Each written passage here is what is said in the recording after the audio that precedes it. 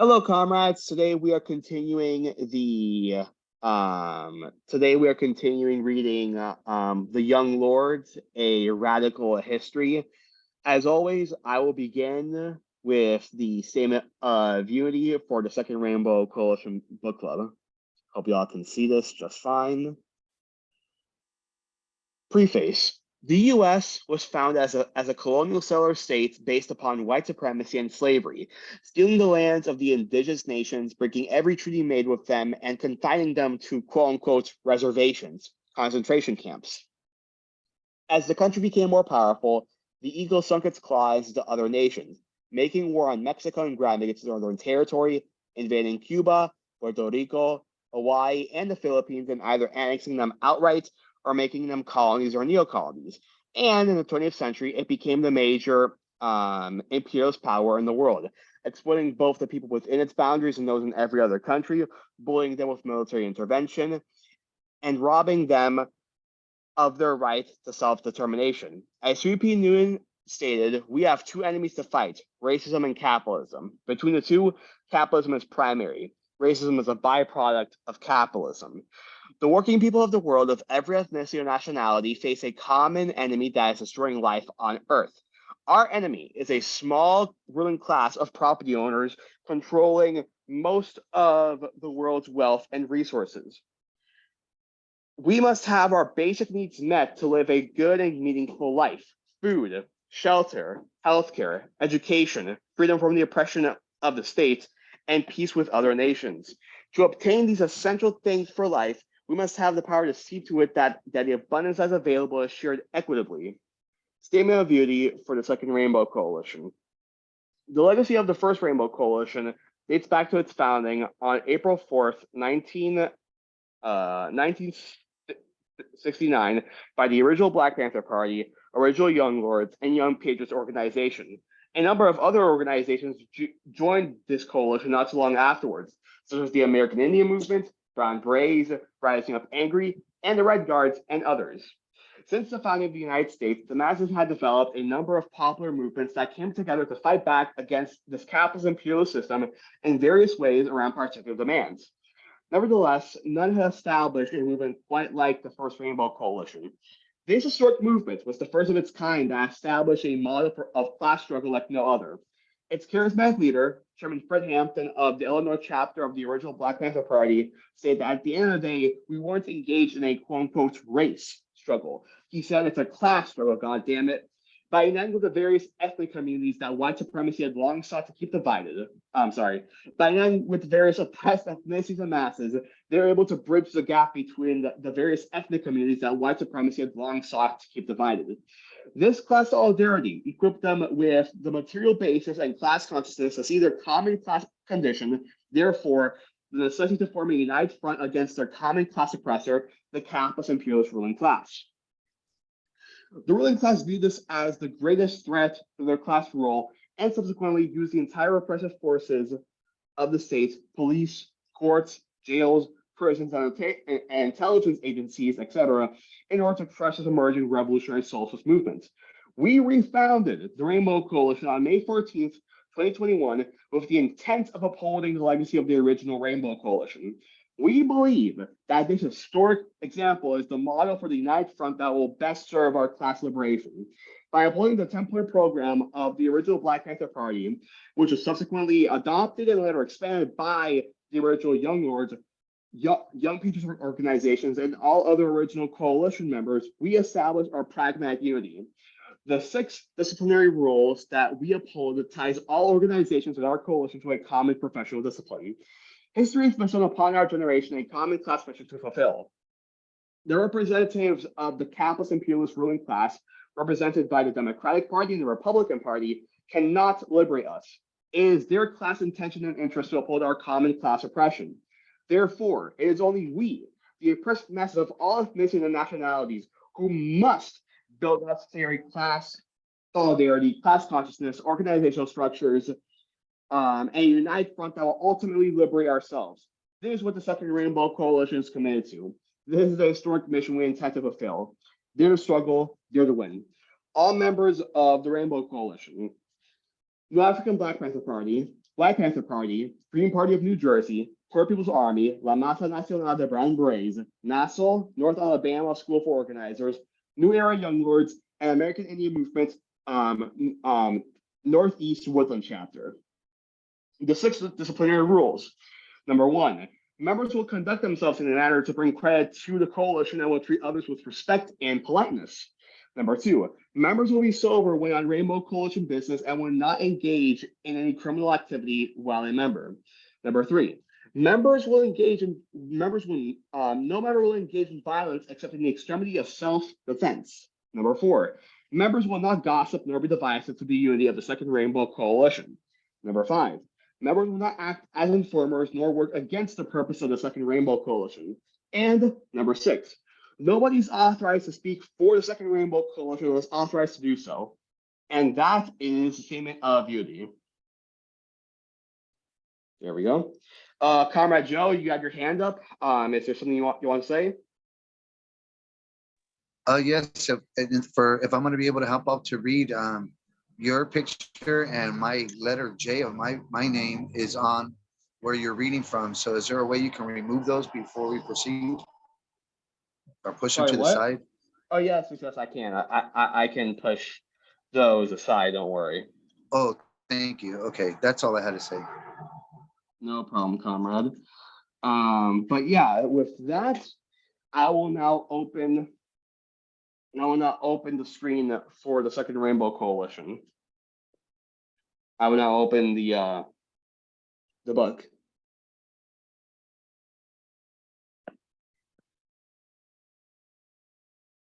All right, there we go. Just gotta go to page 74.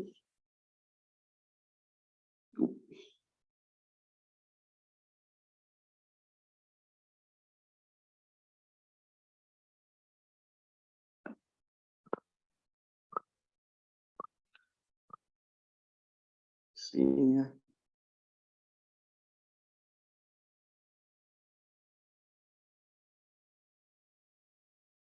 Page 84, page 784. Gotcha.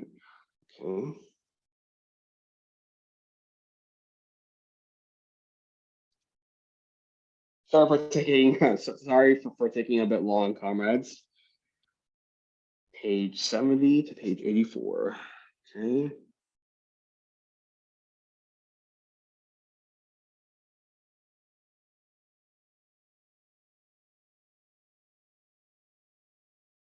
Page 70, page 84. All right, there.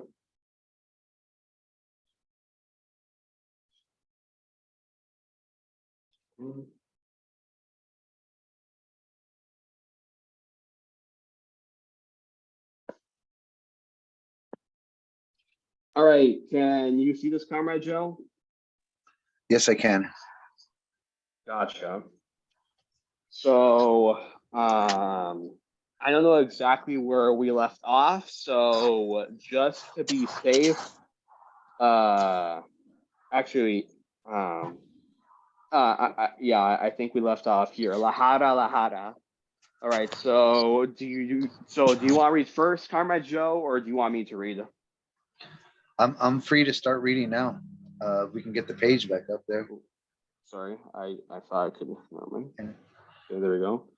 All right, so if you want, you could start reading. I'm gonna mute myself. Alrighty. Lahara. The struggle of liberation, education was closely bound up with a long-standing struggle against police brutality, led by Black civil rights leaders in New York. That struggle peaked in its early 1950s with a series of campaigns organized around a United Nations petition that argued that police violence against Black Americans met the UN's definition of genocide. Calls for federal investigations. And if you could put the page back up.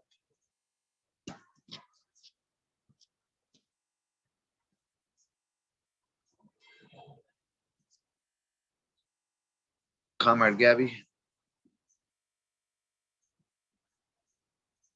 Sorry about that, Comrade Joe.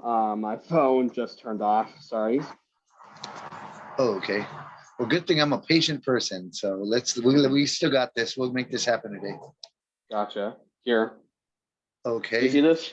Yeah, if you can move your picture, you're up all the way. No, no, no, not the screen, but your picture out of the way. Yeah, there you go, all the way in the corner. Okay, so let's go back to we left off at met the UN's definition of genocide, calls for federal investigations of specific cases, as well as the New York Police Department and the creation of local civilian board, independent of the police, charged with reviewing New York's many cases of police violence. After a period of dormancy, the struggle resurfaced in public discourse in the early 1960s. National televised images of police charging civil rights protesters with attacks. You went too far. Ooh, let me see. Discussed in 1960s. I wish you could move your picture off of the screen there or leave it a little bit low there. Okay. 1960s. Nationally televised images of police charging civil rights protesters with attack dogs gave credence to neighborhood protests against a state of police shootings across the city. The time in disproportionate number of the victims were Puerto Rican youth, old guard Puerto Rican leaders had young resisted linking the grievances to those of the Black Americans. But these developments spoke for themselves. The widespread use of force by police against members of a given group, combined with the state sanctioned protection of police in spite of their abuse of authority, have been defining cornerstones of racial subjugation in the United States. By the 1960s, Puerto Ricans had been amassed in the lowest ranks of the city's racial hierarchy. In an interview with the New York Times, the labor organizers Gilbert Herrera Valentin observed that police treat Puerto Ricans as they would if they were running a plantation. The experience was already confined in language among Puerto Ricans with the emergences of the terms La Jarra used to signal that the police were merely the Spanish idiom was an adaptation of, of O'Hara, the legendary cop who used the nightstick first and then asked questions later. By the early 1960s, the missing number of hostile quotium I can't see because your picture, between interactions between Puerto Ricans and the police combined with the shift in consciousness occasioned by the civil rights movement propelled some Puerto Ricans to find common cause with Black Americans. One of the touchstones cause of police brutality came on November 15th, 1965, not long after the Harlem and Brooklyn chapters of the Congress or Racial Equality announced that they would aid police brutality to their ongoing civil disobedience. Yes. Oh no. You said aid. It says add there. Oh, okay. I'm having trouble with my eyes, so it's not easy. Gotcha. In housing and disobedience campaign against discrimination in housing and employment, and New York City's all-white building trades, the new published case of police brutality involved the final shooting of two Puerto Ricans, Victor Rodriguez and Maximo Soldero. Rodriguez and Solero were bike delivery men known for singing Puerto Rican folk songs en route to their destinations. They were arrested for loitering when an Upper West Side resident called the police with a noise complaint. The men were shot and killed inside a police car beneath the underpass 96th Street and Riverside Drive in Manhattan. While they were being driven to the precinct, on South Street on Broadway. The details of the incident and the biographical sketches of Rodriguez and Soledo humanize them, an element that has historically been central to the fight against police violence in the United States. As a story, let me see. Oh, let me see. Your picture keeps on getting in the way. You're scrolling down too fast, please. If you can go up a little. No, you're going down. Okay, there. As the story spread through New York's Spanish-speaking community, Helena, Valentin, and the Council of Hometown Clubs were among the groups that leaped into action. With all the aid of the council pre-existing phone bank, the next day at 5:30 p.m., hundreds had gathered outside the precinct to demand a hearing with the captain, who refused to talk to us. The Puerto Rican protest evolved into a spontaneous occupation of the precinct. The scene must have recalled Malcolm X's legendary 1967 march alongside the fruit of Islam to Harlem's 58th precinct, where the marches demanded proper medical care for Johnson X. Hinton. According to Green Valentin, the police was afraid of the large volume of people that set in. Oh, you got to scroll up a little. That got in. We were peaceful, but we exhibited a very firm stance. The military exhibited by those present had been bulldogged over time. Many of them had participated in the movement to desegregate New York's public schools and in the organizing drive led by Helena Valentin, which delivered a Puerto Rican contingent of 30,000 to the march on Washington only months earlier in August 1965. A subgroup of those present had also recently launched the National Puerto Rican Civil Rights Association, which was already consumed with the complaints of police brutality in New York. The most dramatic case of the decade came in July 1964 with the fatal shooting of a 15-year-old Black American boy, James Powell. Minutes before his death, Powell formed part of a group of Black American and Puerto Rican students that had gathered across the street from Robert F. Wagner Junior High School in the east side of Manhattan to the Comrade Joe? Yes. I think the box that you're talking about is on your screen only because I have my box moved to the side, but Yeah. I'm pretty sure.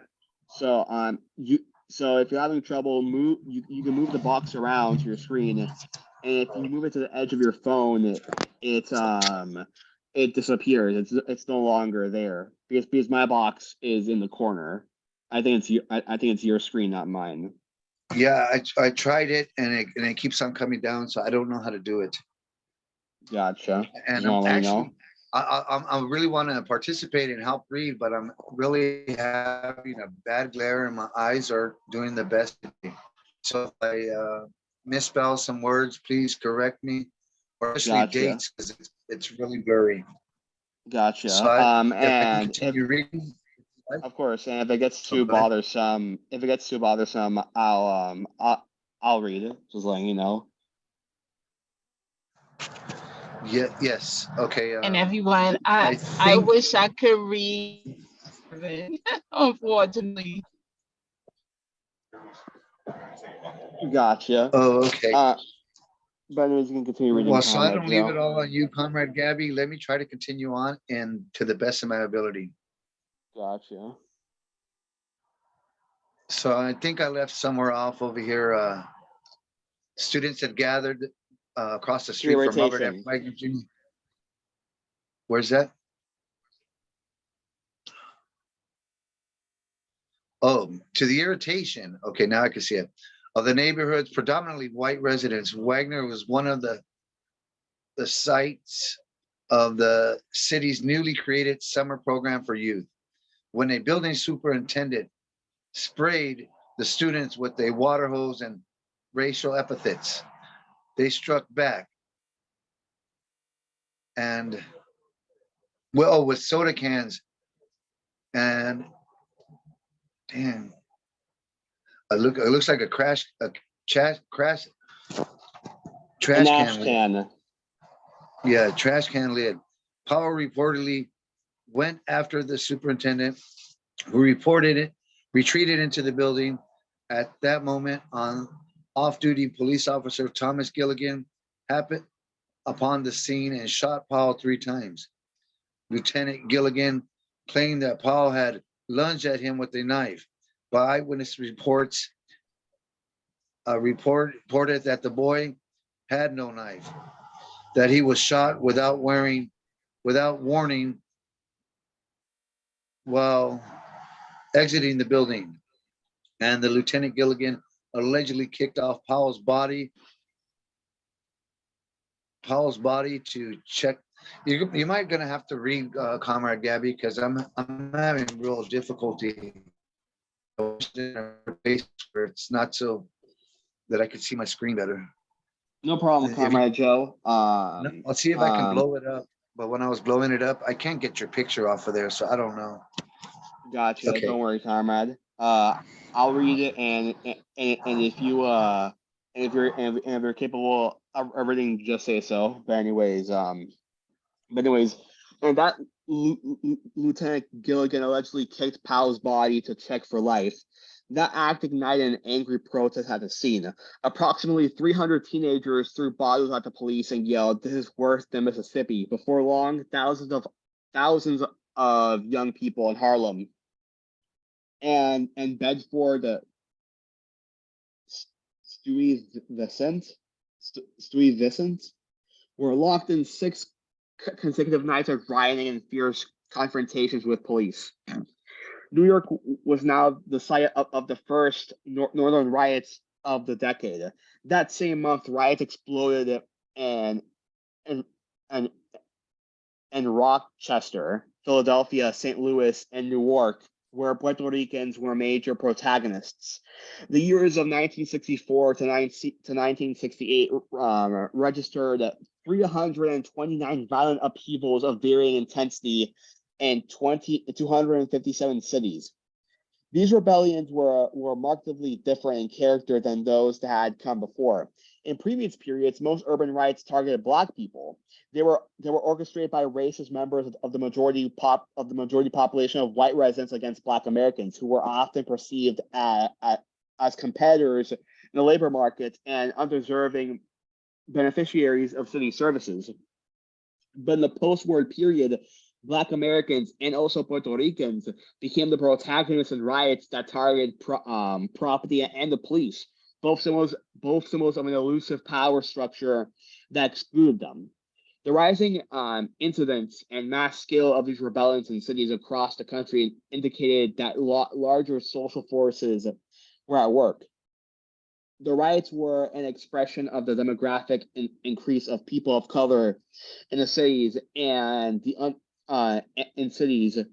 unwillingness of new migrants to accept old patterns of racial subjugation, and the fact that a collective anger over urban conditions and police brutality was no longer exclusive to Black Americans. While there was no official accounting of police brutality anywhere in the United States, the experience was so pervasive that it was codified in urban culture and language, as the Puerto Rican example suggests. The devastating story of how James Powell was killed epitomized the terror and indignity of oppressive police practices. And as in the past, it sparked an upheaval fueled by urban poverty, chronic unemployment, and a disfigured housing landscape.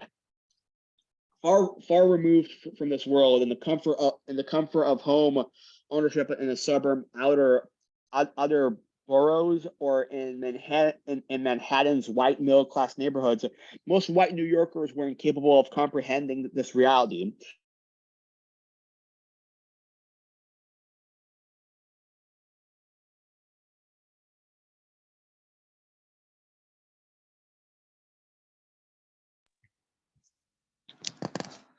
And I was able to blow up the screen a little bit better and put your picture all the way on the bottom. So whenever you like, I can try to continue reading.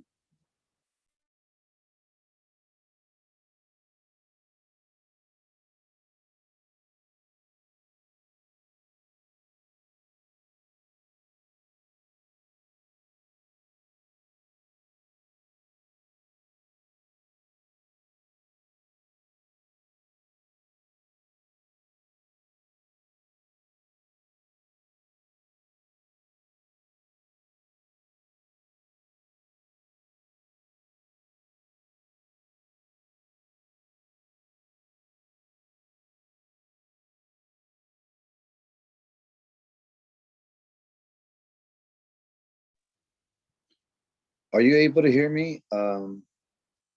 Is it just Comrade Gabby that cut off? I hear you, but I'm driving. I don't know what's happening. Can you hear me, Conrad? I sure can, sister. Yeah, I was able to blow up my screen so I could read because it was like so small. My eyes were like playing tricks on me. I couldn't even see the words. I was like just trying to figure out the words more or less, but I can read now whenever he's available. Good. He might be having a I little think, technical difficulties. yeah, I see, because it's buffering. His screen is buffering, so I think there's an issue with his screen. I'm still driving. It's a point where I have to log off because I have to go to work and tend to my patients. But I'm gonna stay on as long as I can. But next Sunday, you can bet I'll be here. All right, sister. And it's nice to see you. It's been a minute, It's a blessing to see you, Conrad. I miss you. I miss everyone. So, yeah, that's right. Well, we understand we all live busy lives, so we'll just be patient until Comrade Gabby is able to fix his technical difficulties on his side, and we should be able to carry on. Okay.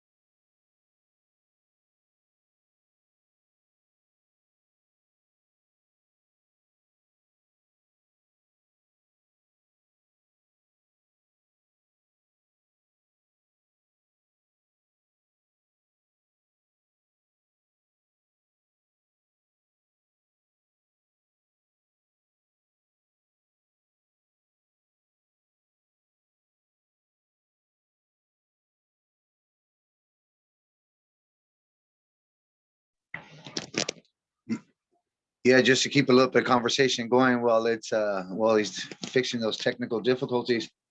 I was glad to be able to get on the nav with Kevin Prophecy and the comrades over there, talking about Black History Month, and talking about the comrade Shakur that passed, giving a little shout out to him and his story. So that was pretty nice. But I get off of there down here and see how this works.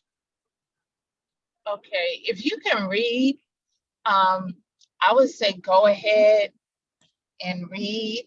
I wish I can, but I have to keep my eyes on the road. But Yeah, I think I won't be there's able to continue read. I won't because he has to scroll because I don't have a hard copy of the book. oh, So wow. I have. Okay.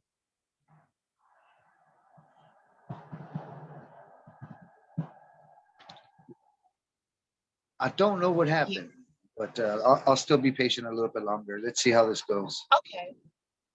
Yeah, same here.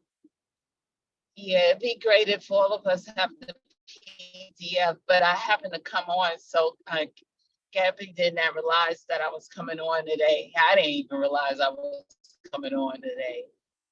But I'll try to be here as well tomorrow because I'm off. I mean, not tomorrow, but Tuesday. It's Monday night, and then Tuesday during the day we are reading Wretched of the Earth. Oh, okay. Yeah, Just that send me comes on. the information. Yeah, I'll definitely make sure you get that because that Wretched of the Earth is pretty good. And if you're able to join tomorrow, Monday, I believe Yes. it's the same time that's listed on Okay. the Zoom link. That'd be nice. Okay. So it'll be 9 o'clock Eastern. Yes, I believe. Yeah, your time is be 9 o'clock, I believe. Yes. Okay. I just need the yeah, I just need either the PDF or I just have to read along with you from the screen. But I'll be more than happy to participate and I'll be available. Okay, that'd be nice. Yeah. And hopefully when Chicago have their event again, I plan on going back out there and come on out there. It was real nice. It was that good time, you know, with your brothers and sisters. So I'm looking forward towards joining again. Yeah, I'm definitely gonna try to make it up there this year. I wasn't able to last year, but Okay. we're growing strength. We're growing strength within the organizations, and it's coming along slow but well. So lots to look forward to. Yeah, it is a lot that's going on with the Panther organizations, but I'm praying that everybody will come together and just look at the bigger picture as far as what can we do for our community and for the people, put aside our personal viewpoints, so this way it There won't we be go. Hello? Hello? We can hear you now, Comrade Gabby. Yes, Um, but most definitely, Comrade Sister. That's we can talk about that. Talk about that all day. So strength and unity. And if you're ready, I was gonna let Yes. you know I was able to blow up the screen and I can continue reading some more if you like. I'm sorry about that, comrades. There was a connection error. I don't know what happened, but it said that there was a connection error and it just logged me out of the Zoom call. So I'm sorry for that interruption. We can blame that on those federal bureaucratic instigators. Bob. Oh yeah. Let me start screen sharing now. Do you remember where I was, Comrade Joe or Comrade uh or Comrade Anna? Do y'all remember where I was? If you share it, I can look There we into it and go. I can probably Do find you it. see it? Yes. Okay, yeah, I think I remember where I was. I think I was here. Yeah. All right, so sorry about that. Hopefully that will not happen again, and I will start. We're still recording. I believe so. It never stopped recording. I didn't say recording ended. Gotcha. I thought I thought it did, but anyways, I believe we were I believe we were in this sentence right here, Comrade Joe. If you want to read, start from here.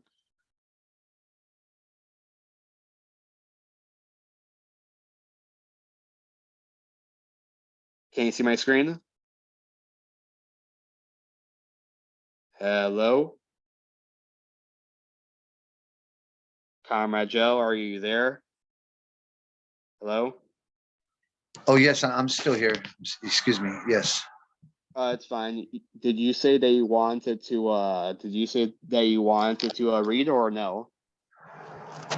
Yes, but let's okay. Let's see if we can get right there. Hopefully, nothing else pops up. And it called for an end to the use of violent interrogation methods against Black Americans and Puerto Rican detainees and exposed disappropriate arrest of people of color due to police repression of local civil rights protesters and the rising incident of unconstitutional stops and searches in their neighborhoods.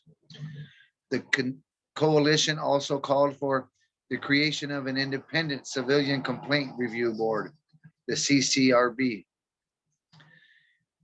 In 1966, Republican John B. Lindsay was elected mayor of New York. His platform had combined liberal and conservative themes, from critiques of old machine politics of strong support of businesses.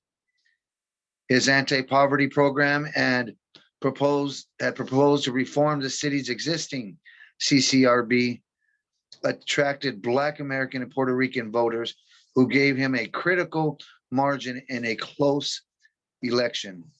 Launched in May 1966, not long after he took office, Mayor Lindsay new CCRB was the first to impanel civilians, composed of 4 civilians and 3 police officers. And the new board had no authority to prosecute. The board could make a recommendation by the police commissioner to bring charges against a police officer, but it was non-binding.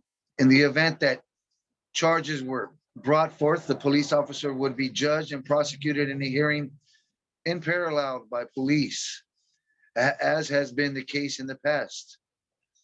In the pardons of people who were still close to the soil, Puerto Rico activists gripped that new arrangement was another case of assigning the goat to watch the lettuce. Despite its weak powers, the recognition of the CCRB touched a nerve. Police Commissioner Vincent Broderick called it a cruel boss, a cruel hoax. He charged that it would depress the morale of the police department, impair its capacity to prevent crime, and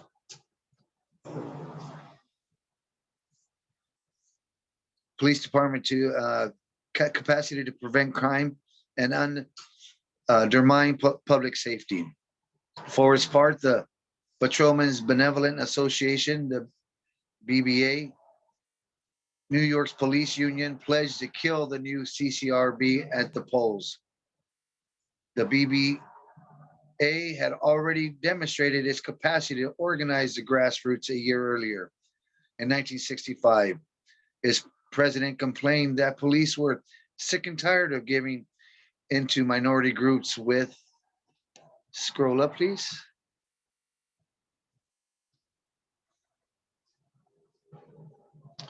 giving minority groups with whims and their gripes and shouting. The logic helped galvanize police officers, wives and family members who collected 400,000 petition signatures in 1965. And Comrade Gabby, are you still there?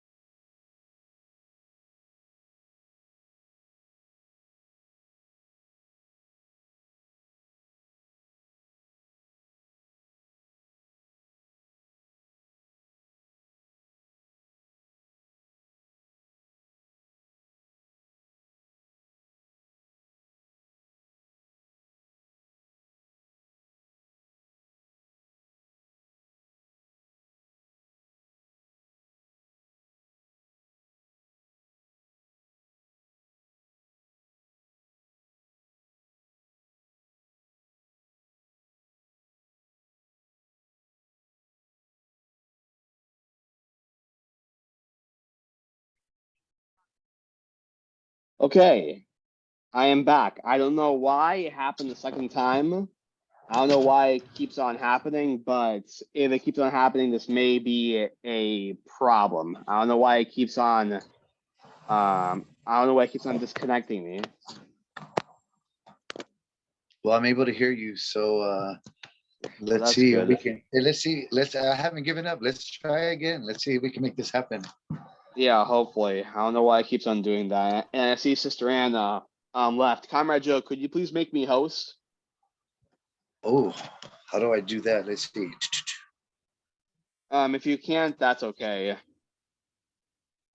I don't know how to make you host.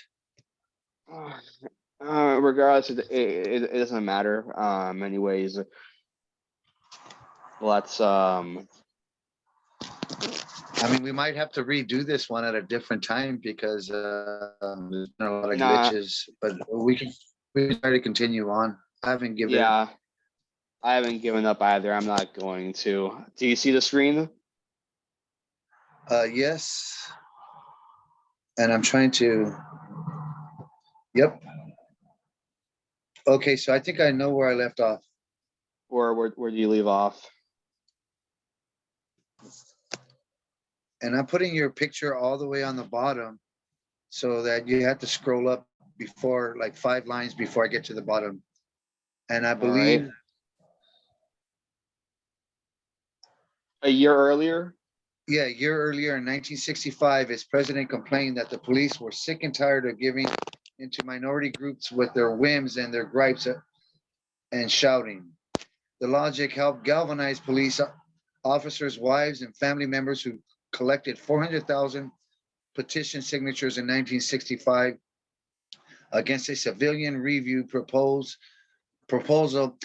that was being heard in City Hall. In its totality, the calculated messaging of the PBA would turn white fear into the full brown ideology based on the association's percentage that people of color were the undeserving beneficiaries of government policy. In its battle against the mayor, understanding beneficiaries of government policy, in its battle against the mayor, the PBA sponsored the Citizens Committee Against Civilian Review Boards, whose on turning grassroots was aided by a sophisticated media campaign that included 370 billboards, 20 storefronts, and thousands of doorbell ringers. To this end, the PBA enlisted the public relations from firm Cole Fisher Rogal, which created means for newspapers, radio, and TV, in which the police were depicted as victims of a policy that pressured them into turning away from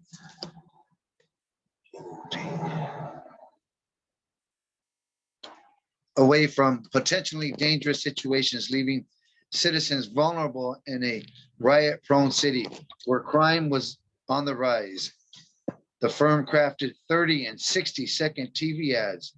One ad featured a woman leaving a New York subway station at night, and in the aftermath of the riot, another presented the menacing gaze of Black and Puerto Rican youth with switchblades and guns on a street corner, and ended with the following warning: not threatening any person, just as a threat to the community. Crafted with a keen understanding of race ideology, the ads set out to mobilize white voters in the city's outer boroughs by fusing new fears of crime with those that have been historically cultivated in the media, the courts, and the corridors of power in both the North and the South. To undermine civil rights, the ads raised the specter of white women as victims of Black and Puerto Rican male violence and appealed to white men for their protection. At its core, the campaign combined two historically powerful ideology strains in American history: fear of political dissent and the alleged predatory uh, proclivities of Black Proclivities. men. Yeah, proclivities of Black men and the racialized redevelopment of McCarthyism. Communists were replaced by black criminal, black rioters, and black radical protesters as the group to be feared by law-abiding white citizens became of the social, economic, and geographical proximity of Black Americans and the civil rights movement. Post-war Puerto Rican migrants and New York were increasingly seen within this framework. 6 months later, on election day, the PBA succeeded in annuling the newly formed civilian body through a profitable referendum known as the Proposition 4. The referendum campaign formed part of a nationwide movement led by conservatives and liberals alike that created a social panic around the personal safety of white people. It has set the tone for deeper estrangement between whites and non-whites, between the schools and the streets. The vilification and the criminalization of young people accelerated. But with that acceleration and the defeat of the Civilian Review Board came rebellion and more radical proposals amongst Black Americans and Puerto Rican youth, calling for the dissolution of the institution of police. A new generation stands up in the East Harlem riots. On July 23rd, 1967, the year after the CCRB was defeated in New York, a rebellion exploded in Detroit that exceeded the scale of not only the 1965 Watts riots in Los Angeles, but all those that followed. On the same day, riots erupted in the Puerto Rican neighborhoods of East Harlem. The rebellion shocked city officials who purportedly never expected these relatively new migrants to riot, despite the forewarnings.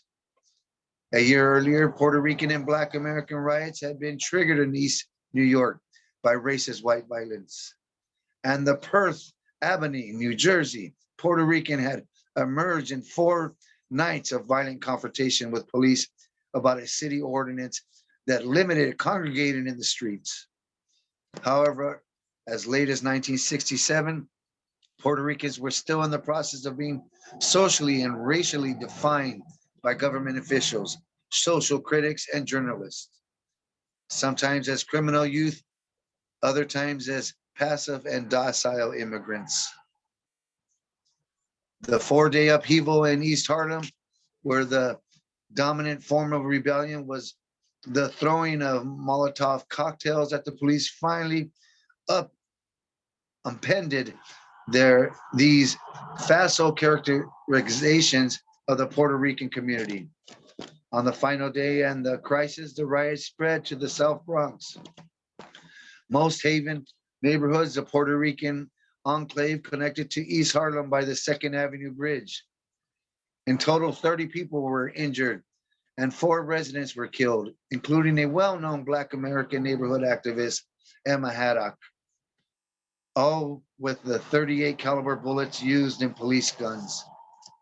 By all accounts, including the lead paragraph of a front-page New York Times article, the East Harlem riots were described as anti-police. As a younger and more militant segment of the population was thrust into the public debates after the standing of Puerto Rican on the US mainland, the stage was set for the rise of the young lords in New York.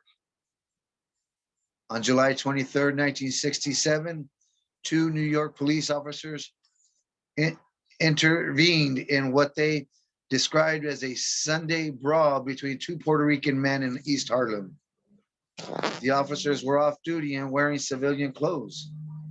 According to their accounts, when one of them, Reynaldo Rodriguez, lunged at Officer Thomas Ryan with a knife, the other officer, Anthony Sinquemani, killed Rodriguez with repeated shots to the chest.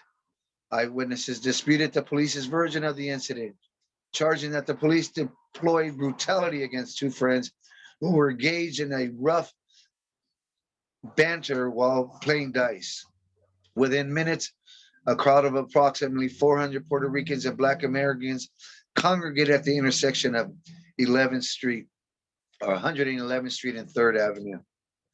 The line that divided the Italian and Puerto Rican sectors of East Harlem, throwing rocks and bottles at the police. Rumors of the shooting spread. The upheaval gathered steam. The city deployed 160 helmeted police and 3 busloads of members of a universally detected crowd control unit known as the Tactical Patrol Force, the TBF.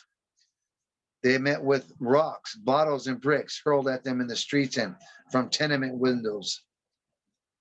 Of these events, the New York Times noted there was plenty of flammable material here, and not only among the Negroes. The next morning, Mayor John V. Lindsay walked the streets of East Harlem in a street forum at the site of the shooting. Lindsay invited a subgroup of those present to a formal meeting at Grace Mansion, the mayoral residence, to discuss grievances influenced by the logic of the war on poverty, the major federal anti-poverty legislation of the 1960s, the mayor's walking tour, a signature of his administration, intended to counteract feelings of powerlessness amongst the poor through maximum feasible participation in the political process. Approximately 15 youth affiliated with various anti-poverty programs joined him later that morning, among them a young Hiram Maristani, the renowned photographer of Puerto Rican life in East Harlem. Months earlier, Maristani had been arrested for refusing military induction. But when the staff of the photography workshop, the anti-poverty programs that trained him, produced Columbia College acceptance letters on the 11th hour, Maristani was absolved of military duty. The fledgling radical artist would join the Young Lords in 1969 and become its resident photographer.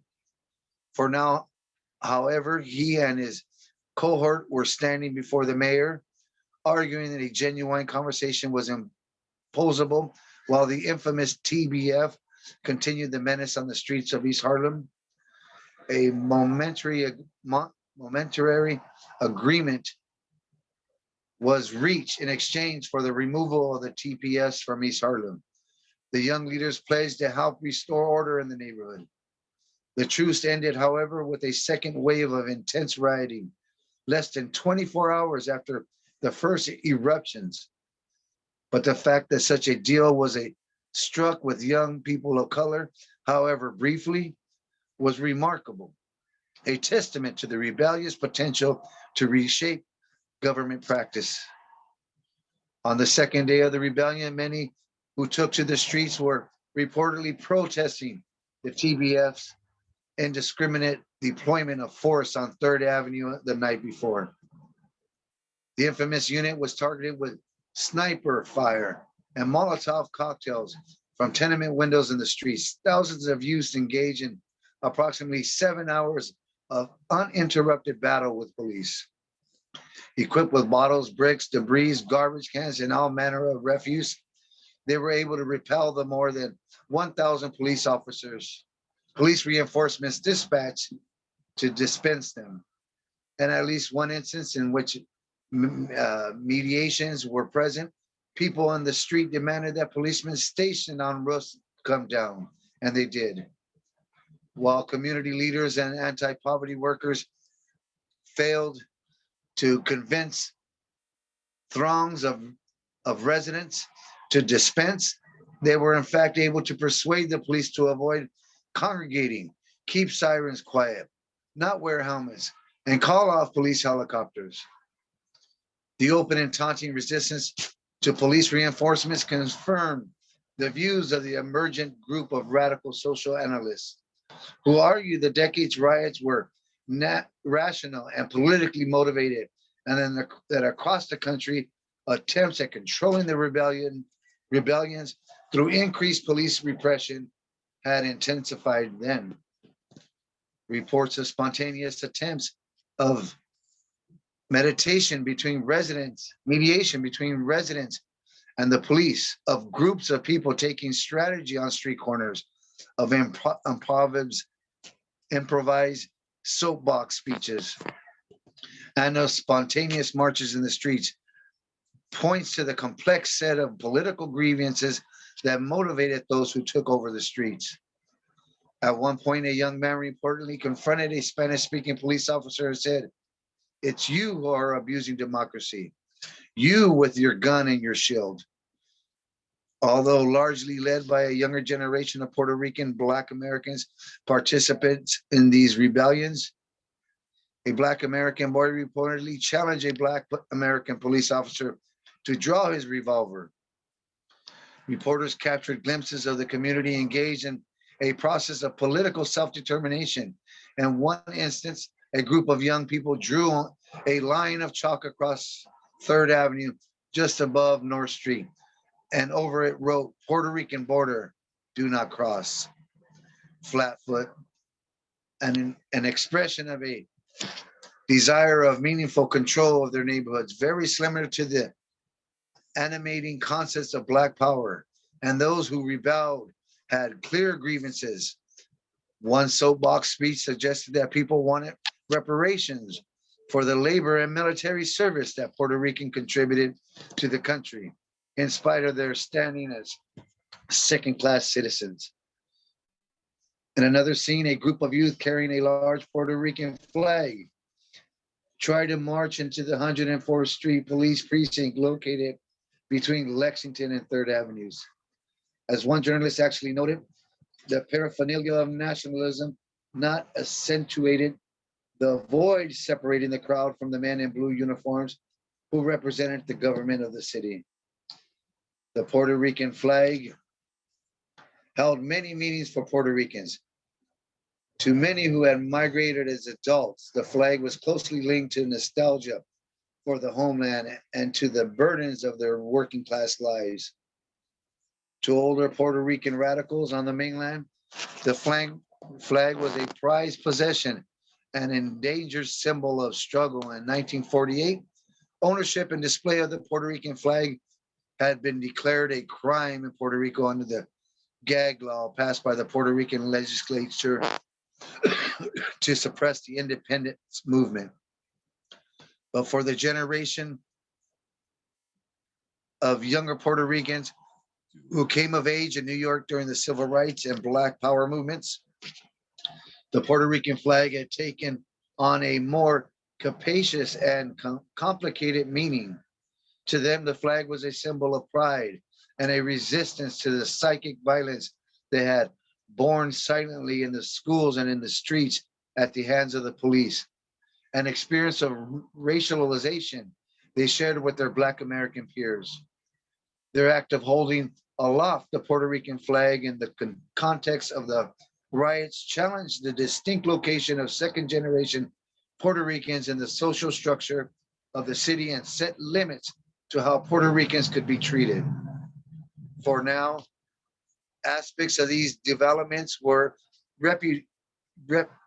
repudiated by the mainstream Puerto Rican observers and civil leaders seeking to protect the precarious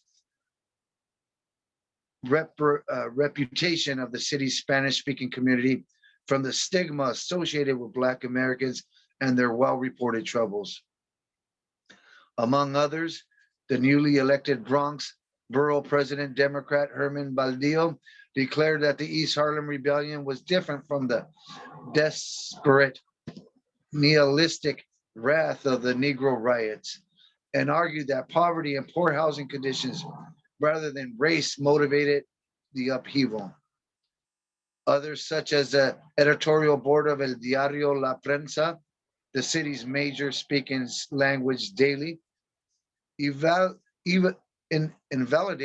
the Puerto Rican riots' implications about race by blaming the Reds. One of the editorials excoriated residents of East Harlem for falling prey to outside agitators sent to El Barrio to stir up trouble and darken the name of the Puerto Ricans by making them a part of the racial riots that now rampant in our nation.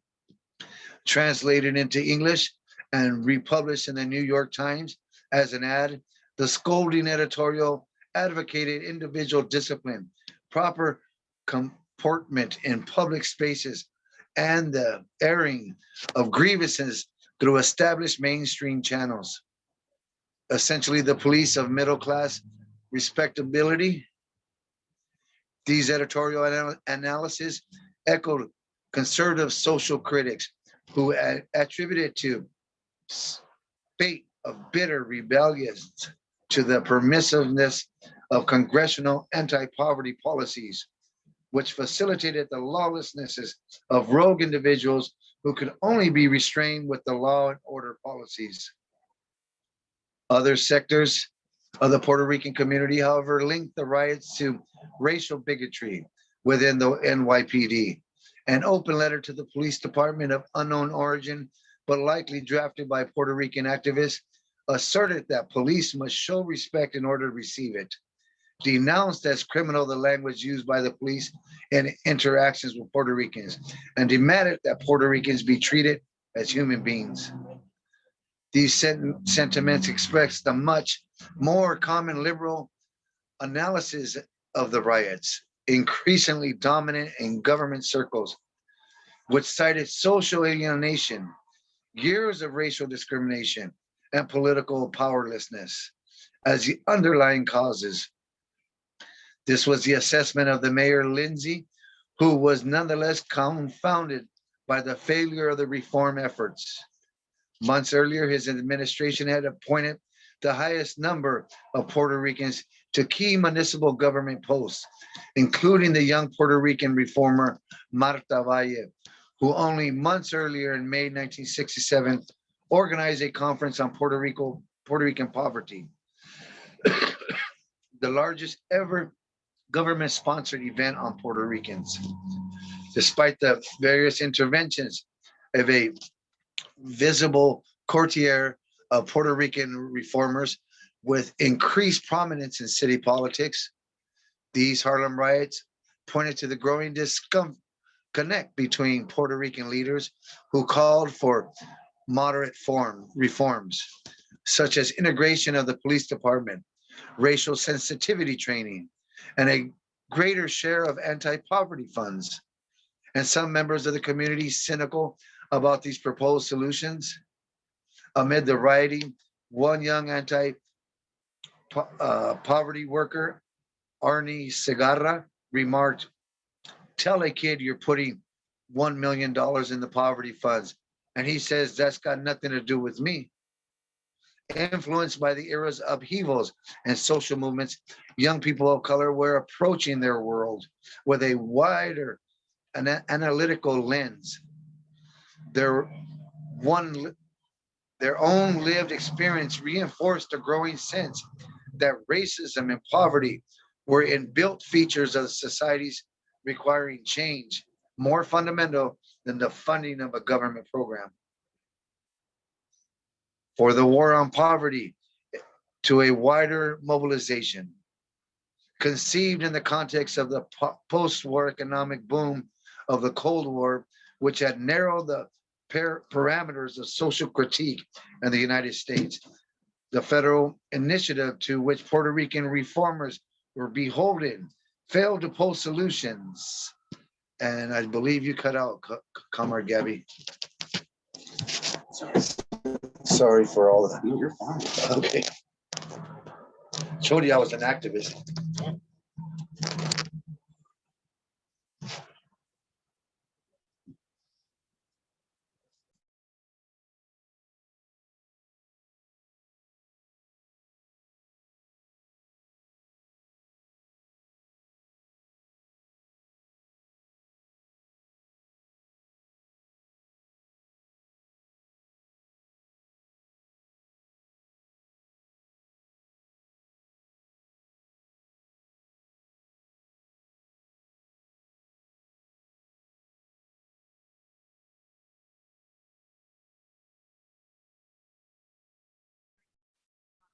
You there, Comrade Joe? Yes, I am. Okay, I think I know what happened. I think I've been accidentally leaving the room. Because I have Bluetooth headphones and I think that's causing the room I think that's caused me to accidentally leave the thing. I'm gonna try and not to press hard on my headphones, but yeah, I think that's what's the problem. But anyways, let me screen share again. Can you see this? Yes. You were just beginning reading this Yeah. And then let me get it a little wider out so I can read better. Okay, and I'm ready. Oh, by the way, if you want, I can read if you're getting tired.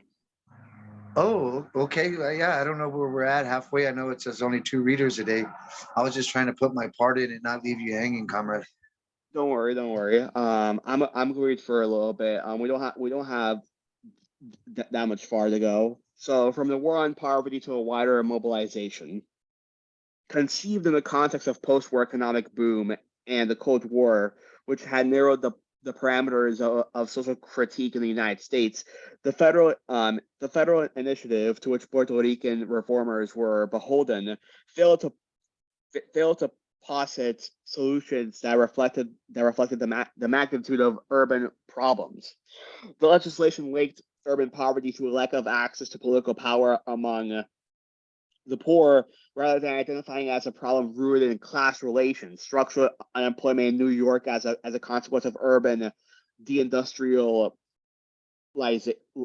and the fallout of structural racism, which kept most people of color in the city's worst schools and most expansive and decaying housing stock, and the least paying and least desirable jobs. Instead of accessing instead of access to well-paying paid employment, the legislation offered skill training and services to the unemployed. And rather than addressing police violence against people of color and white resistance to school integration, it put the onus of racism on poor people of color by encouraging behavioral changes, among them civic involvement and participation in a vaguely defined political process. These legislative initiatives differed from their counterparts in the 1930s, during which time during which time during which time the fear strike actions of a social and communist influenced labor movement pressured the federal government to redistribute wealth through unemployment insurance, higher wages, and the mass creation of jobs. At the local level, the War on Poverty's youth employment initiative sought to control urban social disconnect. That was the purpose of the Federal Community Action Programs, CAPS, introduced after 1965, which prescribed community involvement as an antidote of feelings of quote unquote powerlessness among poor people of color. Developed by the Office of Economic Opportunity, the CAPS proposed to pull youth off the streets and to control the protest activity in local government bureaucracies and pre-existing community organizations. In New York, Mayor Lindsay's quote unquote Little City Hall project, which was funded partially with anti-poverty funds, quote unquote tapped street level activists, including gang members, the enmeshed, the enmeshed, and enmeshed them in a series of relationships with the administration, quote unquote, as means of ending urban quote unquote alienation. The mayor's summer task force, quote unquote, identified 13 trouble spots, quote unquote, where residents were likely to riot, and funneled the young into a series of programs to, quote unquote, get them off the streets, especially in the aftermath of a police shooting. But as the political winds shifted in the era of Black Power, the war on poverty's call for quote unquote maximum feasible participation in the caps and its calls to fund pre-existing and new community projects produced unintended consequences and further politicization of the young, out of which a new radical leadership arose. A future founding member of the new era Young Lords, Juan Gonzalez, became an activist in federally funded programs. Growing up, Gonzalez had became an activist in federally growing up, Gonzalez had been influenced by the conservative politics of the predominantly white ethnic milieu milieu of his high school, but his political worldview changed when he took a job as a tutor at a Harlem-based after-school program during his sophomore year at Columbia University. He took the job to connect with others like him and mitigate his feelings of alienation at the elite Columbia campus, where the distinct class position of his peers was palpable. "Quote unquote, even the Black American students were middle or upper middle class," he remembers. But he found a home and discovered radical politics tutoring working class Black American and Puerto Rican kids at a church whose young Black minister was also leading a protest against Columbia's controversial project to construct a university gym in the Harlem community. Before long, Gonzalez was at a community-led protest with other Columbia student tutors and Will Steen and Mark Nason, members of SDS, where they joined the young Black ministers in a sit-in in front of the bulldozers. After a day in jail talking to the other protesters about the many social and economic problems of the community, Gonzalez began to turn his sight to problems beyond the college campus and became a strong student advocate on behalf of community residents during the Columbia student strike of 1968.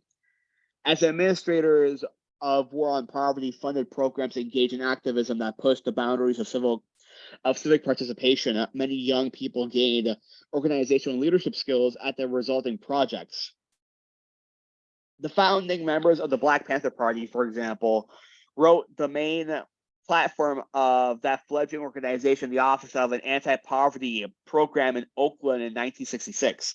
As a consequence of the McCarthy witch hunts of the 1950s and the failure of the old left to speak to what was then a new movement, was a protest style different from what is accustomed to. They were working on the context of a weekend organized left tradition. Thus, fledgling activists were influenced by the institutionalized forms of struggle spearheaded by War on Poverty programs and by radicalized social service reformists, even while they were beginning to develop a critique of the limitations of social service reform. Similarly, in East Harlem, the founders of the RGS brought together a team of talented, progressive young people to transform the architectural landscape of a dilapidated East Harlem. One of the founding members of the New York Young Lords, Mickey Melendez, spearheaded young into community centers such as the RGS as part of his summer work in the mayor's Urban Action Task Force. At RGS, Melendez also began to convene meetings of Puerto Rican student activists in the winter of 1969 and to convene meetings of Puerto Rican students activists. And it was there that in June 1969 that they discussed the Black Panther newspaper's interview with Chacha Jimenez on the emergence of the young lore of the YLO in Chicago. A year earlier at the RGS run school, East Harlem Prep, Melendez had also met one of the school's teachers, Denise Oliver, the experienced activist who would play a central role in the history that was about to unfold. Oliver was born in Brooklyn in 1947 and grew up in Queens in a middle-class Black American household. His mother was one of the city's few Black high school teachers, and her father, George Badine Oliver, was a professor of drama, a Tuskegee Airman, and one of the first Black actors to integrate Broadway in the 1940s. Oliver's father was either a member or a fellow traveler, quote unquote, of the Communist Party, who became part of the city's growing and vibrant Black left. Oliver's future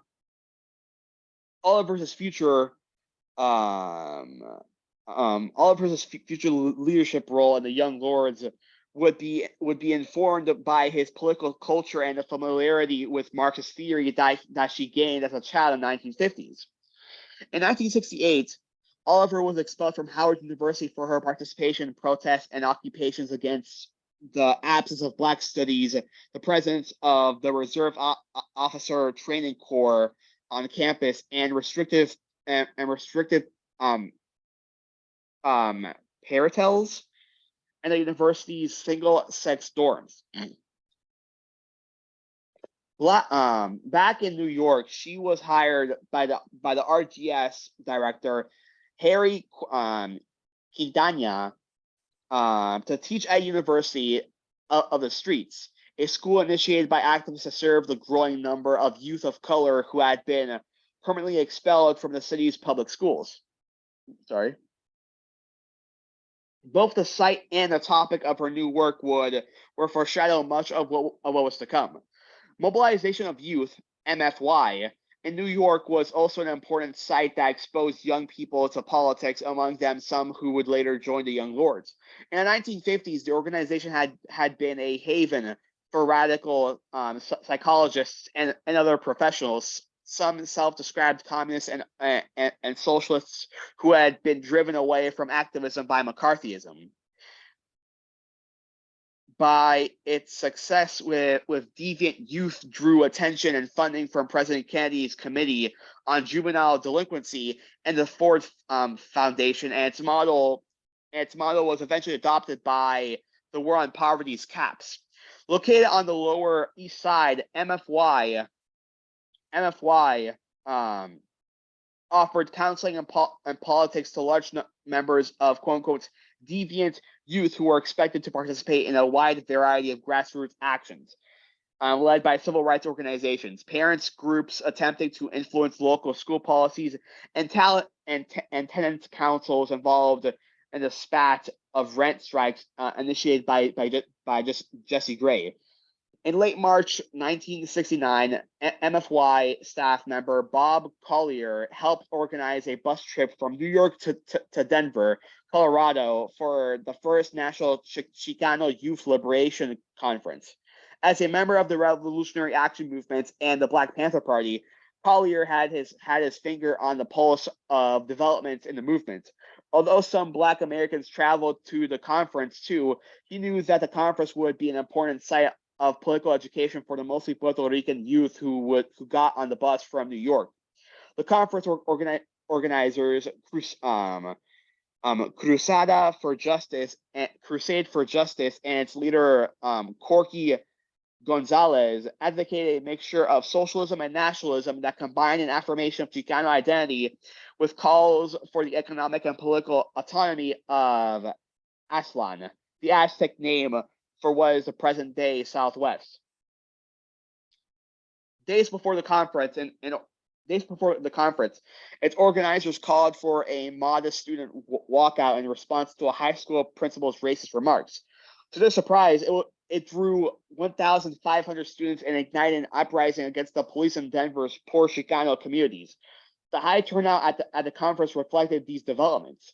The New York youth who traveled to Denver gravitated to and were very interested to learn about a contingent from Chicago whose members carried a newspaper, donned purple berets, and displayed Puerto Rican flags. Chaza Jimenez and the Young Lords were at the conference, but excitement quickly turned to disappointment when the conference organizers announced that Black Americans would not be allowed to participate fully in the conference proceedings. Ironically, the organizers were drawing on a narrow interpretation of Black nationalism's race-based unity principle, which was popularized by the Black Panther movement with its call for building power independent of white society. However, in the context of discussing the role of white Americans in the struggle to consolidate Chicano leadership and power, quote-unquote, Black people were somehow lumped with the whites because they didn't speak Spanish, quote-unquote. Damn. Debates like these about how racially oppressed groups might best establish leadership and leverage political power had intensified 3 years earlier in 1966. That year, the Student Nonviolent Coordinating Committee expelled its white members and argued that its major decisions should be made by Black Americans. The decision made by Chicanos at the Denver conference was especially distressing to the New York Puerto Ricans who faced a dilemma. they were being asked to part ways with Black American activists with whom they had bonded during the long trip to Denver, and more generally with their neighbors in New York, whom they had grown to trust despite differences, for a conversation with a subgroup of Americans they barely knew. The Chicago Young Lords were also uncomfortable with the position because earlier that same month they made public their coalition with the Chicago Black Panthers. The organizer stance amplified the ambiguities of race as a social category. Iris Morales noted the reactions of some of the Puerto Ricans among them. How can they say no to Black people? Some of us are obviously Black, right? Ralph Garcia, for example, who had traveled from New York, had a Cuban father but identified with the ethnic lineage of his Black American mother. In addition, a disproportionate number of the Puerto Ricans on a trip were darker hued, including the poets Sinin, or how I'm pronouncing that right, Senen, Senen, and Papoleto, and felt a stronger affinity with Black Americans than they did with Chicanos from the Midwest. They sensed that the inclusion of Puerto Ricans and other non-Mexican Latinos on the basis of shared language alone was problematic, quote unquote. But as Carlito Rovira remembers, we couldn't clearly articulate why politically. But when the Puerto Rican contingents from New York and Chicago threatened to leave unless there was opportunity for further debate on the matter, an open discussion was convened. According to Morales, the position wasn't presented in a racist way. It said a Latino meeting. Nonetheless, we felt we could not remain, and we got up and we left.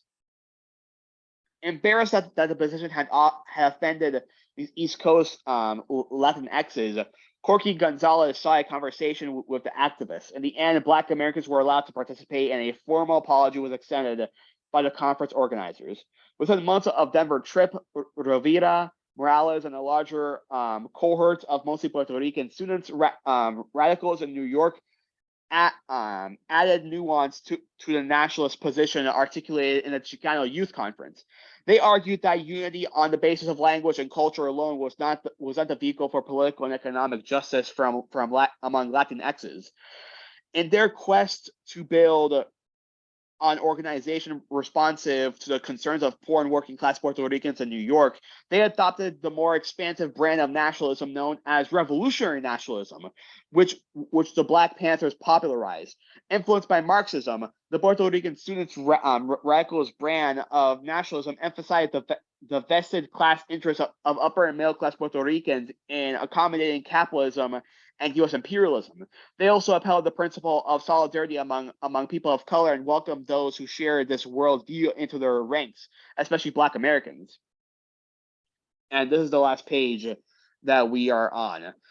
The Young Lords come together. In July 1969, Iris Morales learned that a group of Puerto Rican students who were meeting in East Harlem had taken a road trip at Chicago to meet Chacha Jimenez, whom she had met in Denver 4 months earlier.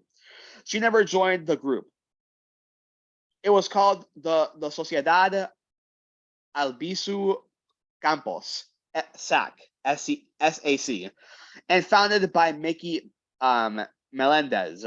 The name paid homage to the recently deceased political prisoner and iconic leader of Puerto Rican struggles for nationhood, Don Pedro Albizu.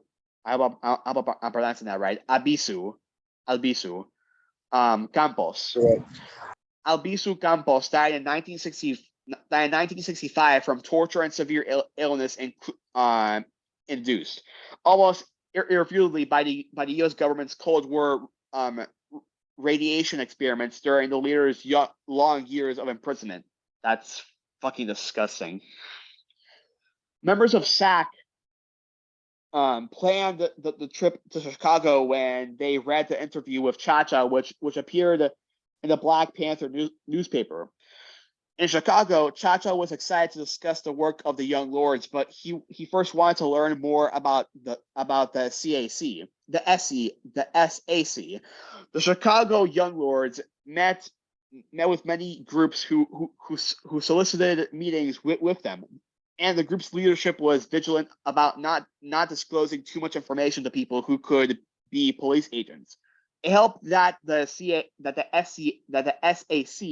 members had traveled all the way from New York with someone the Young Lords knew from the neighborhood. David Perez, a student at sunny old Westbury on the East Coast. Over the course of their conversation, the Chicago Young Lords learned that their politicization and the emergence of the SAC happened concurrently in the winter of 1969, but on parallel tracks. The SAC was launched in January 1969 and cohorted over time thanks to the tenacity of its founder, Mickey Melendez, who, like Chacha, was dedicated to recruiting new activists and had an unusual organized background. In high school, Melendez, who had gained invaluable experience assembling a team of dynamic people with different skill sets, who successfully brought to fruition a series of dance hall events with Puerto Rican and Cuban musicians. Melendez and his finger on the pulse of the era's emerging youth culture, and had an aptitude for managing projects and people and identifying ideas with potentially broad appeal. And that is it. We did it. Yep. Beyond all the technical difficulties, but what a powerful reading today. Exactly. There's so much. I got There's to so learn much this to go reading. over. Yes. Would you like to start on one of the points that touched you most in today's reading? Well, I think this chapter, it keeps on being brought up, and we keep on talking about it. But this chapter right here really just incorporates how change will not happen within the system. Change will not happen from within, but from the outside, from the people, from the masses. Despite the government's attempt of integration, aka assimilation, despite these policies, these legislations, these groups trying to engage in reformism and quote unquote fixing the system, it won't work. You can't fix the system. You can't change the system from the confines of the functions that the system goes by. The only way to change the system is by uprooting it and replacing it. The only way for things to get better is through revolution, is through having a new society with a new socioeconomic system, a new superstructure, new social relations, a new mode of production, and a new revolutionary culture. That's what we need, and that right here shows how these reforms don't work. When they try to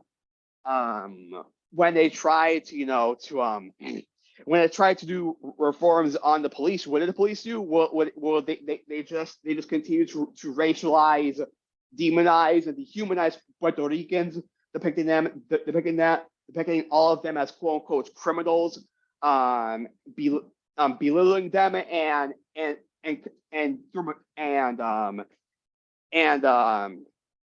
basically engaging in the same tactics as McCarthyism to bolster fear within white people against non-white people in order to embolden and bolster white supremacist groups to uphold the contradictions of capitalism.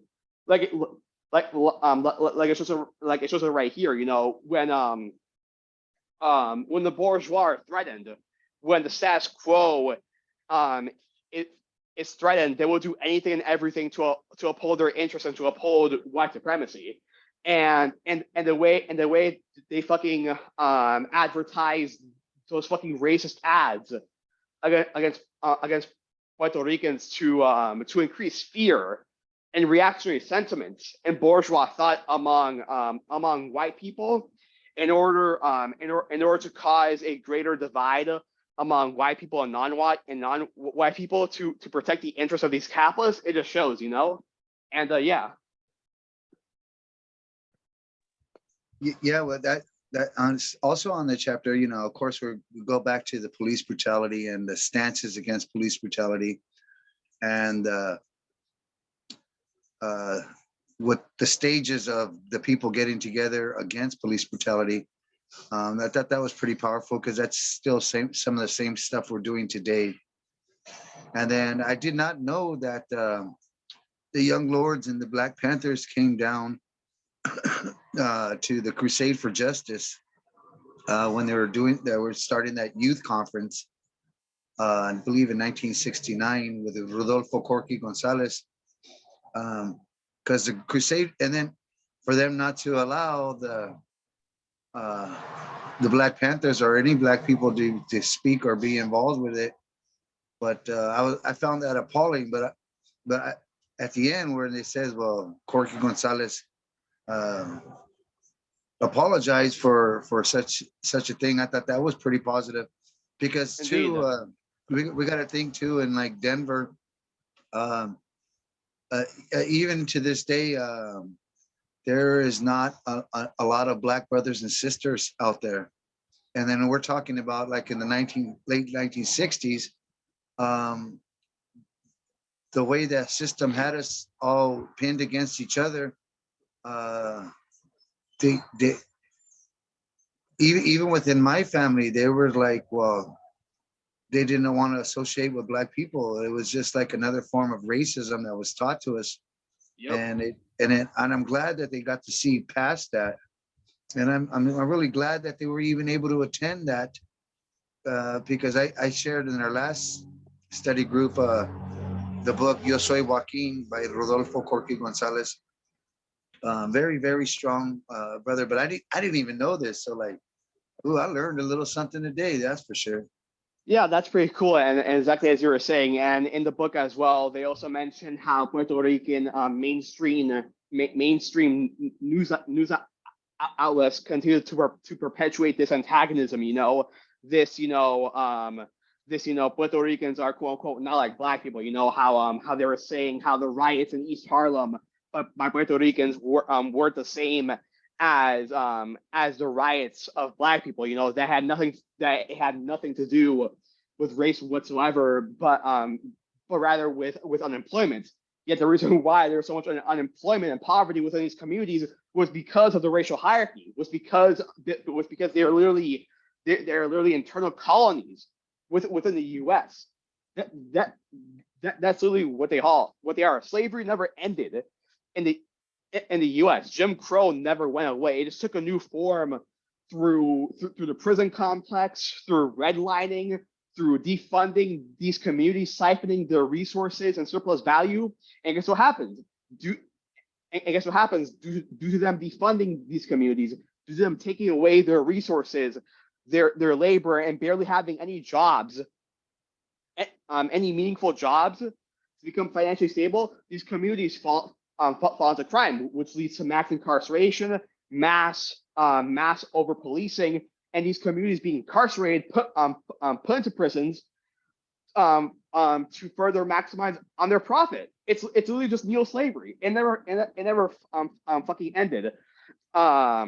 It's literally a result. It's literally a result of the racial hierarchy of white supremacy, of settler colonialism, and of the U.S.'s imperialism on colonized people within its territory.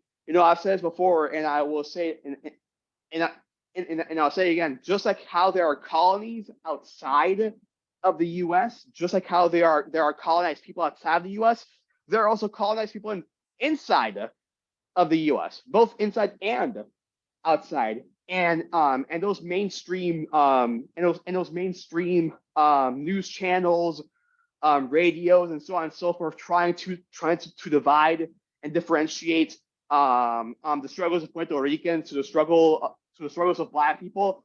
It's literally just them trying to further divide the masses and allow them to not work together. You know, it's fucking racist, white supremacist bullshit. Yeah, I'm glad that that was brought out in today's reading because it definitely leaves an example for how we can act today and 100%. and erase those color lines. Because you know, even when and even I feel like when we say the white people, the white people, the white people, um, not all white people are the same. So there's a lot of good and bad in each and every one of our ethnicities. But what we're working with is collecting positive, motivating people that want to work together to make Oh, but yeah. social change. Oh, And yeah. this is what we've been doing. This is what we're doing. This is what we're going to continue to do until we make social change happen. And Oh, it's yeah. been growing. And like I was saying, like this book's like in the 1960s, and a lot of the books we read sometimes are even way farther than that. So you got to think about how they thought at that time versus in 2023 now, how the peoples have grown and have learned to work together. So I I see change, like the song "Change is Gonna Come." I see it at its forefront right now because so many people have already been influenced and inspired to make that political and radical change as in a unity and standing in solidarity. That's that's effectively taking place, and we have to keep on staying strong, comrades. Mm. 100%. You know, and as they were saying within the story, and as they mentioned earlier, they they realized um, they realized liberation on culture and language alone is not going to is not going to cause is not enough, and they transitioned into revolutionary nationalism and incorporated an international perspective. You know that liberation that in order to have liberation, all must be liberated. You know, all the contradictions of capitalism must be combated. All types of oppressions, all types of antagonisms, all types of contradictions must be combated, uprooted, and replaced with revolutionary scientific and Marxist analysis in love, revolutionary love for our fellow human beings and for our fellow comrades. You know, the whole point. You know, the whole point of a communist movement is that it is inherently an international movement. One cannot just want the liberation for their own oppressed community, oppressed people, but for the liberation of all oppressed people. That's what the Black Panthers did. They empowered and radicalized and agitated and educated Black communities, but they didn't just stop at Black communities. They helped in the radicalization of Puerto Rican communities, of queer people, and so on and so forth. You know, they didn't just stop at at their own communities. They engaged in helping other communist movements and other liberation movements as well. And that's what we have to do. You know, in order to combat capitalism to the fullest and truly and utterly build a proletarian line and achieve cultural, economic, and social liberation, we have to combat every single form that capitalism takes. And in order to do that, we have to work together as a mass for the liberation of everyone. You know, so yeah. Yeah, that was a good point where they made a revolutionary nationalist, Yep. because that's what I consider myself, a Chicano revolutionary nationalist with with other teachings that makes that stance. But Oh yeah, but it's not just in house. It's not just within this nation. It's abroad also. exactly, So exactly. we got to take into consideration all those that are being affected by the colonizers and all those that are colonialism, because that's affected all continents. And there's a lot of specifically indigenous peoples from all continents have been affected. And Hmm. the time Even for Europe. radical change is, yeah, even in Europe. Yeah, that's why I said Yep. all continents. The time for radical change has been brought out in the late 60s, and we're still talking about it and we're still working on it. But we have to not give up. We have to keep on moving forward, because Oh yeah. one day we will make history. Oh yeah. And as we transition from each strategic stage, and as we continue to move class struggle further and further to communism, and as we advance our own movement, we will eventually be in a stage where we'll be able to help other movements across the globe. As I said, communism can only be achieved on a global scale. So naturally, any communist movement should be an internationalist movement. It should be a movement. It should be a movement to empower, encourage, and help other proletarian movements as much as they can to achieve liberation and to combat oppression on all forms. Liberation for one is liberation for none. If one group is oppressed, then no one is truly liberated. That's not freedom. That's just privilege being extended. Exactly, exactly. Well said. Um, there's something I wanted to bring out. Talking about another coalition and another organization that's wanting to be paid attention to and are going to collaborate, it's in the making to collaborate together. The Peace and Dignity journeys. I'm not sure if you But know of them, I but don't know. Wait, they're going to collaborate with the Second Rainbow Coalition? they're going to collaborate with the Eagle and Condor Coalition, but a lot of them are from AIM, and I think Hmm. they should be heard out. And we don't have to talk about this on the recording. I can share this with you off, but or I can read a quick thing that they wanted to bring into attention. It says, "Peace and dignity, 500-year-old prophecy. Elders brought the message and staff to the Turtleback Island from the bush of Guatemalan forest. In 2004, handful elders asked us to bring the spirit run from Alaska to Argentina. We filled every 4 years with specific runs to represent water, women, and sacred sites. The runs have a southern route and northern route. We created a staff that have thousands of prayers and feathers from all communities. The support run went through. We have host route communities. 2020, we were ready to run and international borders closed. And we are getting ready for the 2024 stand-up host for representation in a community. The Peace and the Dignity run will be coming through. So a lot of them are with AIM, and maybe we can. We're talking about setting up a meeting with the different organizations, and I'll definitely keep you in the loop with that. Thank you, comrade. And yeah, I hope everything works out with them, and having them on board would strengthen our numbers 100%. The more, the merrier.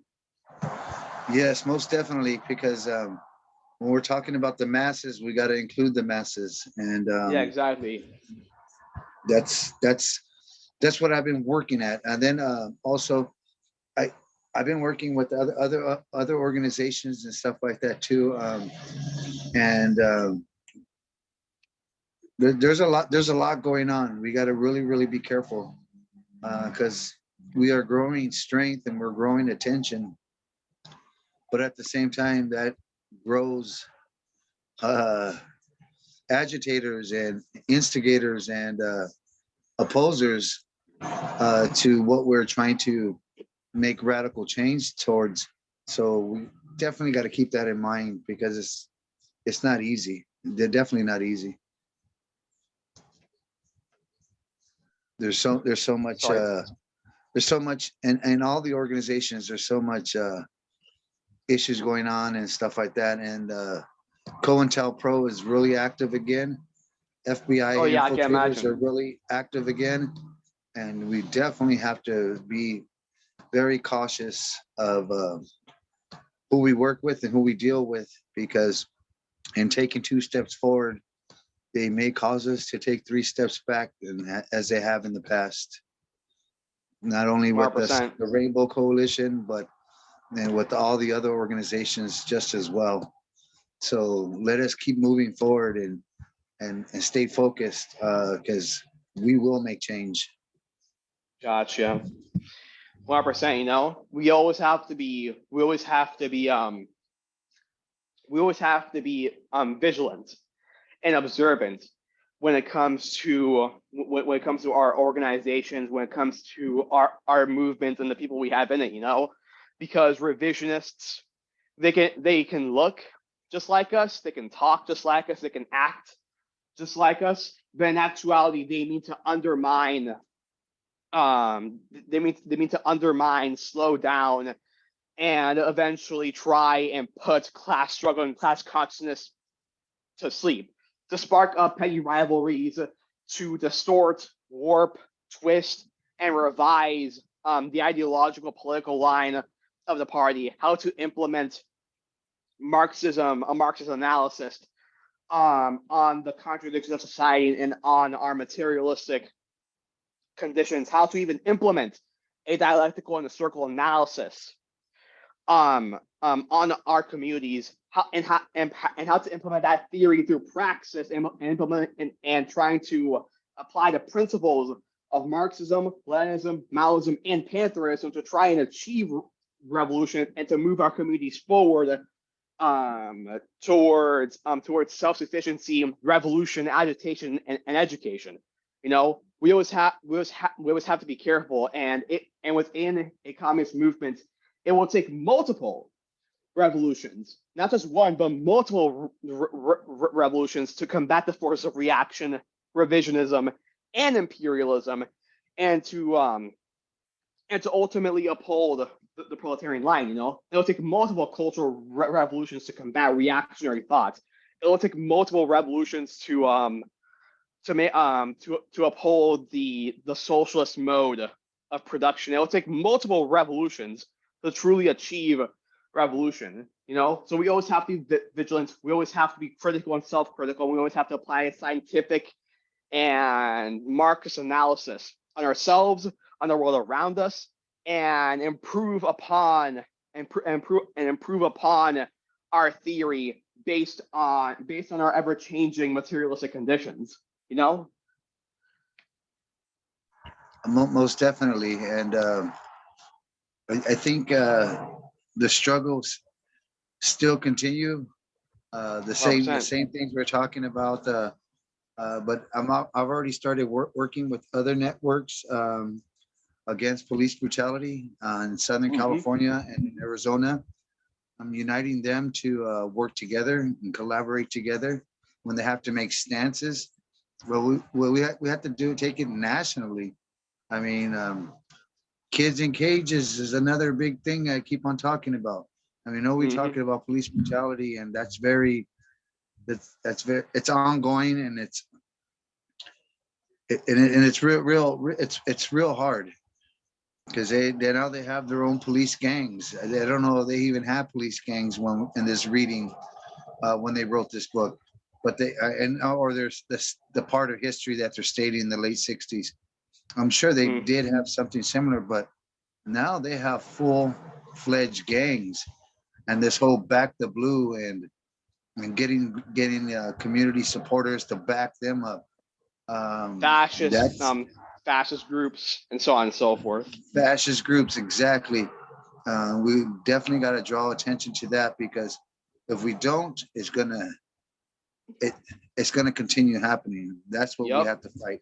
Fighting oppression and is fighting all oppressors and all that, and fighting for all those that are oppressed, because some do not have the voice, some do not have the strength, some do not have the knowledge or the willpower, or they feel that they're all alone. But we do not walk alone. We do not stand alone. When we fight the oppressors, we have to stand in unity. We have to stand together, shoulder to shoulder, and make that radical change, and implement, like you're saying, our ideologies, and implement our studies, and to making what we study into format of a movement of change. And I got a lot to learn, but I'm still learning. So we're on the right path. That's for sure. 100%, comrade, 100%. And as do you have anything to say about the book or anything else? No, I don't. Actually, I have a recruitment orientation to get to right now. If you get a chance, I sent you a link to a recorded podcast, and then if you get a chance, take a look at that, and tell me what you think, because I'm really supporting our I think our Black brothers and sisters, specifically in the South. I think it'd be very helpful to collaborate with them too. So check out that video today, or that podcast recording if you get a chance, and then get back to me and tell me what you think about it, because I've been working with them also, and they have a radio station, NABA, and they're really making some strong stances on self-liberation of them, of their peoples. Oh yeah. Well, I'll go check that out. And if you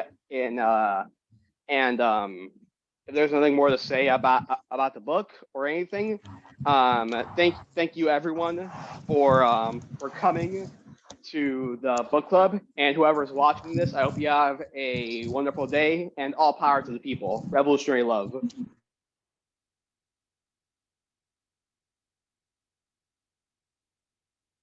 Oh yeah. See you, Comrade Joe. Hope you have a good day. All right, comrade. Likewise. Stay strong. Oh yeah. You too, man.